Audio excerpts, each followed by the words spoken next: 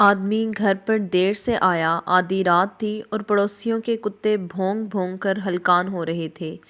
اس نے ہمیشہ کی طرح بہت پی رکھی تھی اور اسے اپنا کوئی بھی ہوش نہیں تھا۔ اس کی بیوی نے روز کی طرح آج بھی اس کے لیے دروازہ کھولا اور اس کو بیڈ تک سہارا دے کر لے کر گئی۔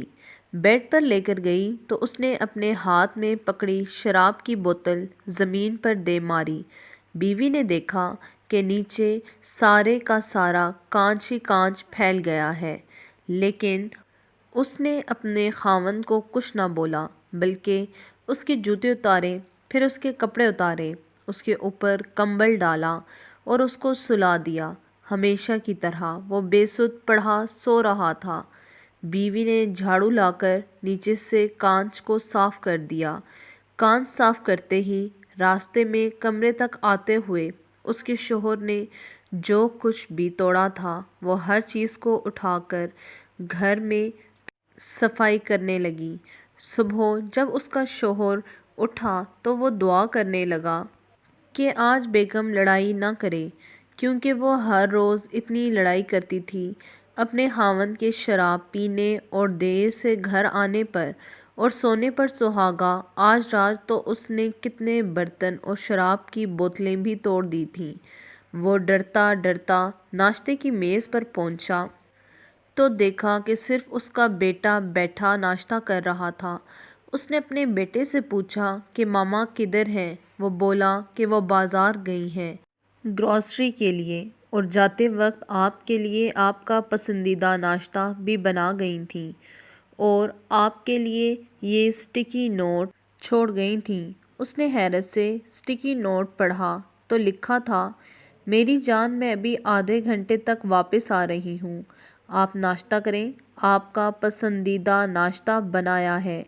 اور آگے لکھا تھا، I really love you۔ وہ حیران و پریشان تھا کہ یہ کیا ماجرا ہے، اسے کچھ سمجھ نہ آ رہا تھا۔ بیگم آج لڑ کیوں نہیں رہی؟ وہ اتنا پیار کیوں کر رہی ہے اور اتنا پیار کیوں جتا رہی ہے؟ اس نے اپنے بیٹے سے دریافت کیا، اسے پوچھا کہ تمہاری ماما کی طبیعت کیا ٹھیک ہے؟ پاگل تو نہیں ہو گئیں وہ کہیں؟ سب ٹھیک ہے یا نہیں؟ میرے ساتھ ان کا اتنا اچھا سلوک کیوں؟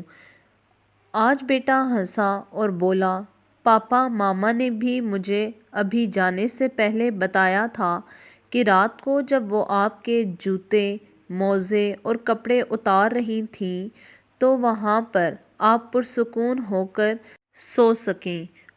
اس وقت تو آپ نے اتنی پی رکھی تھی کہ آپ نے ماما کو پہچانا ہی نہیں، اور آپ نے ان کو بولا کہ او بی بی، میں کوئی ایسا ویسا آدمی نہیں ہوں، خدا کا خوف کرو، پیچھے ہٹو، میں شادی شدہ مرد ہوں۔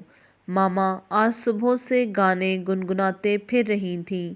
یہ سن کر باپ بھی ہنسنے لگ گیا۔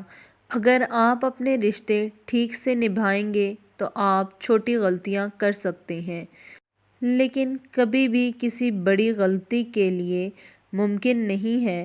اپنی ترجیحات ٹھیک سے متعین کریں اور رشتوں کی قدر کریں۔